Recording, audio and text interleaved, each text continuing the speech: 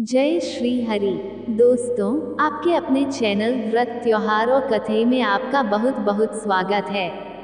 राधे रानी की कृपा आप और आपके पूरे परिवार पर सदा बनी रहे।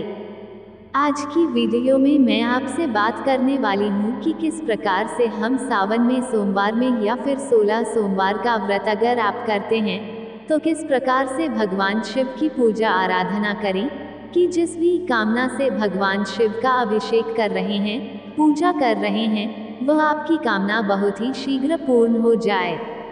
इसके लिए किस प्रकार से हमें पूजा करना चाहिए, किस तरह से हमें अभिषेक करना चाहिए, अभिषेक में किन बातों का हमें ध्यान रखना चाहिए, क्योंकि भगवान भोलेनाथ अभिषेक प्रिय हैं।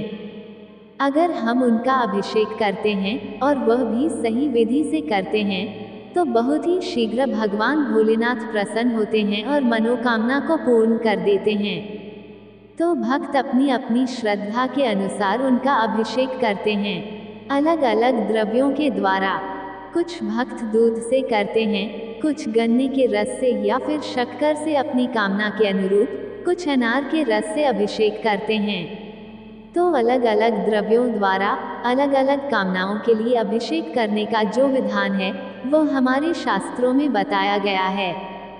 अगर हमारी कोई विशेष कामना है तो हम किसी विशेषज्ञ से उनका अभिषेक करें जिससे कि हमारी कामना बहुत शीघ्र पूर्ण हो जाए। तो इस विषय पर फिर आगे आपको वीडियो जरूर दूंगी। आज की वीडियो में मैं आपसे बात करने वाली हूँ एक सही पूजा विधि के बारे में कि किस प्रकार से भगवान शिव का अभिषेक करना चाहिए। अभिषेक की सही विधि क्या है, कौन सी वस्तुएं हमें पहले अर्पित करनी चाहिए, कौन सी वस्तुएं हमें बाद में शिवलिंग पर चढ़ानी चाहिए।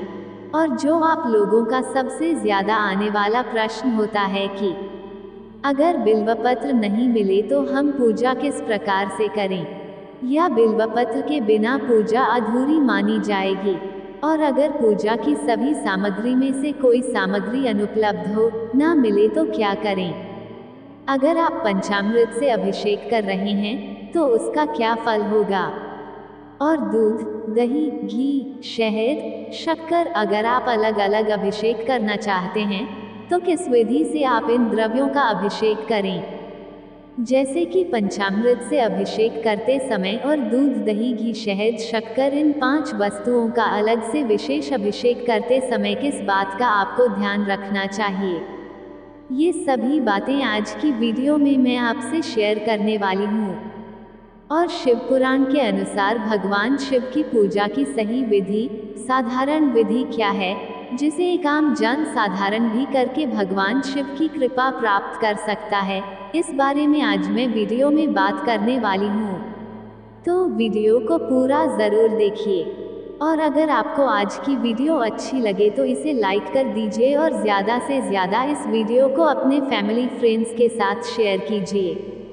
तो दोस्तों, सबसे पहले बात करते हैं अभिषेक करने की सही विधि क्या है। जैसा कि हम लोगों ने कई बार देखा होगा, आपने भी देखा होगा कि अगर मंदिर में हम जाते हैं तो कई भक्त ऐसे होते हैं जो अपने पात्र में द्रव्य लेकर जाते हैं। कुछ भक्त शक्कर का रस लेकर आते हैं, कुछ गन्ने का रस लेकर आते हैं, या फिर दूध, दही, पंचामृत, जो भी उनकी श्रद्धा होती है, अपनी क्षमता के अनुरूप कोई सामग्री लेकर आते हैं, शिवलिंग पर अर्पित करते हैं और प्रार्थना करते हैं। चलिए जानते हैं कि यह सही विधि है या नहीं।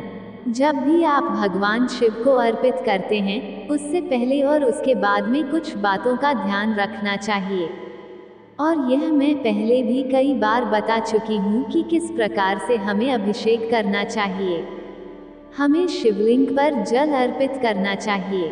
भगवान शिवलिंग पर जल अर्पित करें या फिर एक अलग से पात्र में जल लेकर तांबे के पात्र में थोड़ा सा जल मिला लें और फिर आप इस पात्र को लेकर पंचामृत या कोई दूसरा द्रव्य अगर आप अभिषेक करना चाहते हैं तो वह अलग पात्र में लेकर पहले थोड़ा सा जल डालना चाहिए शिवलिंग के ऊपर।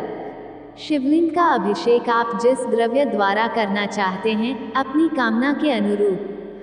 अगर आप पंचामृत से अभिषेक करना चाहते हैं तो उसके बाद आप पंचामृत अर्पित करेंगे। फिर आप उसके बाद जल अर्पित करेंगे। जल द्वारा जो भी आपने सामग्री अर्पित की है उसे अच्छे से साफ करेंगे। फिर हम भगवान शिव का श्रृंगार करते हैं। अच्छा, तो अब बात करते हैं कि अगर आप पंचामृत और पंचामृत की वस्तुएं अलग अलग अभिषेक करते हैं तो किस प्रकार से करेंगे। देखिए, पंचामृत अर्थात दूध, दही, घी, शहद, शक्कर, इन सबको मिलाकर एक ही पात्र में रखकर एक बार में अभिषेक किया जाता है। उसके बाद से आप शुद्ध जल से अभिषेक कर देते हैं। ये सही विधि होती है। अब अगर आप दूध से अलग अभिषेक करते हैं, दही से अलग अभिषेक करते हैं और सभी वस्तुओं का अलग अलग अभिषेक करते हैं तो नियम क्या कहता है। देखिए, सबसे पहले आप जाएंगे, शिवलिंग को प्रणाम करेंगे, जल अर्पित करेंगे। ठीक है, जल अर्पित करना है। उसके बाद आप दूध से अभिषेक करेंगे, जो भी आप पात्र में अलग अलग चीजें लेकर गए हैं। तो पहले आपको दूध से अभिषेक करना है। दूध से अभिषेक करने के बाद आपको थोड़ा सा जल भी डालना है। दूध के बाद फिर आपको दही से अभिषेक करना है। जैसे आप थोड़ा सा दही अर्पित कीजिए, फिर थोड़ा सा जल आपको अर्पित करना है। फिर आपको घी अर्पित करना है शिवलिंग पर। फिर आपको जल अर्पित करना है। मतलब जितनी भी चीजें आप पंचामृत के अलग अलग वस्तुएं लेकर गए हैं उन सबको अर्पित करने के बाद आपको जल अर्पित करना है। उसके बाद अंत में आप शक्कर डालते हैं। दूध, दही, घी, उसके बाद शहद लेते हैं। उसके बाद शक्कर अर्पित करते हैं और सभी चीजों के अभिषेक करने के बाद आप जल से अच्छी तरह से शिवलिंग को साफ करते हैं।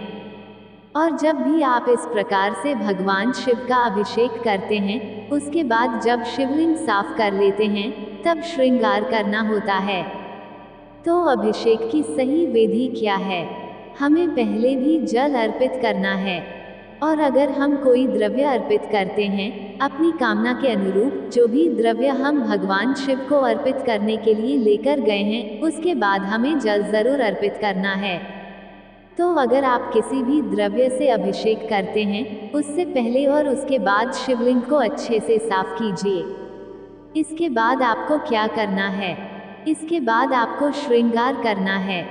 भगवान शिव का श्रृंगार आप किस प्रकार से करते हैं? सबसे पहले आपको चंदन अर्पित करना चाहिए। भगवान शिव की पूजा में सफ़ेद चंदन का प्रयोग किया जाता है या फिर भस्म का प्रयोग किया जाता है। दोनों चीज़ों का प्रयोग किया जा सकता है। भस्म और चंदन अगर आपके पास दोनों उपलब्ध हो तो आप दोनों अवश्य अर्पित करें।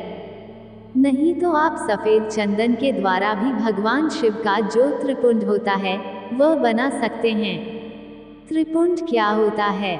जो हमारी 3 उंगलियां होती हैं, जैसे आप अंगूठे और छोटी कनिष्ठिका को छोड़कर बाकी की जो 3 उंगलियां होती हैं, उन्हें आप भस्म में या फिर सफ़ेद चंदन में लेप लगाएं अपनी उंगलियों में और उनके द्वारा 3 रेखाएं बराबर एक साथ खींचते हैं। इसे त्रिपुंड कहते हैं। त्रिपुंड बनाना भगवान शिव की पूजा में बहुत ही शुभ माना जाता है। ऐसा माना जाता है कि भगवान शिव इससे बहुत प्रसन्न होते हैं और समस्त कामनाओं को पूर्ण कर देते हैं। तो आप त्रिपुंड लगाएं सफ़ेद चंदन के द्वारा, या कि अगर आपके पास भस्म हो तो भस्म के द्वारा। अब भस्म कैसे बनाएं? देखिए, अलग अलग प्रक्रिया होती है। एक तो होती है जो गुर्दे की होती है, जो कि पर्वों पर चढ़ती है, और सिंपल जो हम घर में तैयार करते हैं वो गाय के गोबर के कंडे को जलाकर घर में तैयार कर सकते हैं। उसको अच्छे से कपड़े से ढककर और जो राख है उसे छानकर किसी डिब्बी में भरकर रख दीजिए और आप इसे हर समय पूजा में, शिवलिंग की पूजा में प्रयोग कर सकते हैं। दूसरा होता है जो हम घर में शिवलिंग में धूप जलाते हैं, उसका भी प्रयोग आप शिवलिंग की पूजा में भस्म के तौर पर कर सकते हैं। या फिर हम करते हैं जैसे पवित्र मिट्टी होती है तो वहाँ की मिट्टी को हम छानकर रख सकते हैं और उसका प्रयोग शिवलिंग की पूजा में कर सकते हैं। तो इस प्रकार से आप चाहें तो भस्म का प्रयोग कर सकते हैं। अन्यथा आप सिर्फ चंदन लें और उसके बाद पूजा कर सकते हैं। अब बात करते हैं उसके बाद आप क्या करेंगे। तो आपको भगवान शिव को बेलपत्र अर्पित करना चाहिए। बेलपत्र को साफ करके त्रिदल बेलपत्र लेकर उसका मुख ऊपर की तरफ होना चाहिए और डंठल नीचे की तरफ। उसे आप भगवान शिव को अर्पित करें। फिर आप पुष्प अर्पित करें। पुष्प में सफेद रंग का पुष्प भगवान शिव को अधिक प्रिय होता है। फिर आप धतूरा, भांग इनका भी अर्पण कर सकते हैं। अगर आपके पास ये चीज़ें उपलब्ध नहीं हैं, तो आप केवल जल, बेलपत्र और पुष्प अर्पण करें, ये भी भगवान शिव को अति प्रिय होता है। और यदि आपके पास कोई भी सामग्री नहीं है, आप किसी कारणवश घर में हैं, यात्रा में हैं, बाहर हैं या अस्वस्थ हैं, तो आप मानसिक पूजा करें। मानसिक पूजा में आप मन ही मन भगवान शिव का ध्यान करें। पंचामृत, जल, पुष्प, बेलपत्र सभी सामग्री आप अपनी श्रद्धा अनुसार भगवान शिव को अर्पित करें। इस प्रकार की पूजा को भी भगवान शिव स्वीकार करते हैं और उतना ही फल प्रदान करते हैं। अब बात आती है भगवान शिव को मंत्र द्वारा प्रसन्न करने की। तो आप ओम नमः शिवाय मंत्र का जाप करें। कम से कम 108 बार रुद्राक्ष की माला से आप ओम नमः शिवाय मंत्र का जाप करें। यदि आपके पास माला नहीं है, तो आप अपनी अंगुलियों से भी गिनकर मंत्र जाप कर सकते हैं। एक मंत्र ओम नमः शिवाय। इस मंत्र का उच्चारण शांत भाव से और स्पष्ट रूप से करें। यह मंत्र भगवान शिव को बहुत प्रिय है और शीघ्र प्रसन्न करता है। इसके अलावा आप रुद्राष्टक, शिव चालीसा, शिव पंचाक्षर स्तोत्र या महामृत्युंजय मंत्र का भी पाठ कर सकते हैं। लेकिन यदि आप कुछ नहीं कर सकते, तो सिर्फ ओम नमः शिवाय का उच्चारण करते रहें। मन ही मन भी करें तो भी भगवान शिव प्रसन्न होते हैं। जो लोग संकल्प लेकर व्रत करते हैं, सावन सोमवार, प्रदोष व्रत, महाशिवरात्रि आदि पर, उन्हें रात्रि में शिव अभिषेक के बाद भगवान शिव की आरती करनी चाहिए। शिव आरती के साथ घंटी, शंख आदि बजाएं और दीपक जलाएं। आरती के पश्चात भगवान शिव को नैवेद्य अर्पित करें। यदि व्रत रखा है, तो फलाहार का भोग अर्पित करें। नैवेद्य में गाय का दूध, फल, मिठाई आदि जो उपलब्ध हो उसे श्रद्धा से अर्पित करें। यदि आपने व्रत किया है, जैसे कि सावन सोमवार का व्रत या प्रदोष व्रत, तो पूजा के प्रारंभ में संकल्प जरूर लें। अपने गोत्र, नाम, स्थान, तिथि और व्रत का नाम लेकर संकल्प करें कि मैं भगवान शिव की कृपा प्राप्ति के लिए इस व्रत को कर रही हूँ। संकल्प के बाद पूरे दिन संयम और श्रद्धा के साथ व्रत का पालन करें। दोपहर में या संध्या के समय आप पूजा करें। पूजा के बाद भगवान शिव को दीप, धूप, नैवेद्य अर्पित करें। आरती करें। उसके बाद व्रत का उद्यापन करें। यदि आपने निर्जल व्रत रखा है, तो जल ग्रहण कर व्रत खोलें। यदि आपने फलाहार व्रत रखा है, तो फलाहार कर व्रत पूर्ण करें। व्रत के दिन सात्विक भोजन ही करें, तामसिक वस्तुओं से बचें। ध्यान रखें कि मन, वाणी और शरीर से शुद्ध रहकर ही व्रत करें।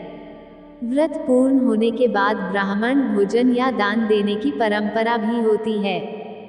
यदि संभव हो तो किसी गरीब, वृद्ध या जरूरतमंद को अन्न, वस्त्र या दक्षिणा देकर व्रत का पूर्ण फल प्राप्त करें। ऐसा करने से व्रत सफल होता है और भगवान शिव की कृपा शीघ्र प्राप्त होती है। भगवान शिव की कृपा अत्यंत शीघ्र प्राप्त होती है। जो भी भक्त सच्चे मन से सावन सोमवार व्रत करता है, भगवान शिव उस पर प्रसन्न होकर उसकी सभी मनोकामनाएं पूर्ण करते हैं। चाहे विवाह की इच्छा हो, संतान सुख की कामना हो, धन समृद्धि की प्राप्ति हो या रोगों से मुक्ति, भोलेनाथ की कृपा से सब संभव है। शास्त्रों में कहा गया है कि सावन में एक दिन का व्रत करने से वर्षों तक तप करने के समान पुण्य फल प्राप्त होता है।